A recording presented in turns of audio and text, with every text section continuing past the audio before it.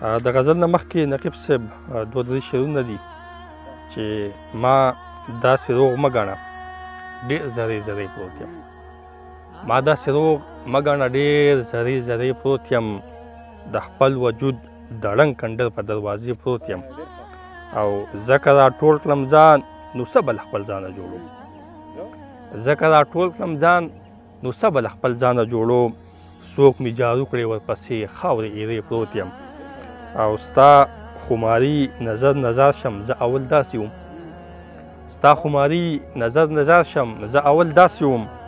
غیږ کې مې واخله درپسې نشې نشې پروت یم. او د دې نه بعد یو د لنډ بهر غزل ده چې پردی کنډرې مو آبادې کړلې،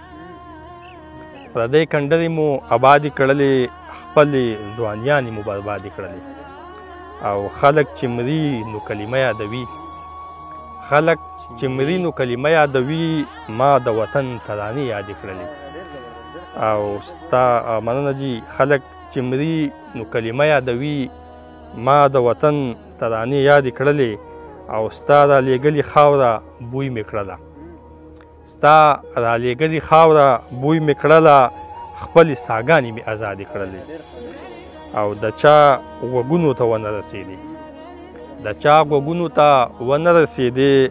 ما خو بلها چغې ایجادې کړلې، او ریحانه را به شي بې وخته سپرلي،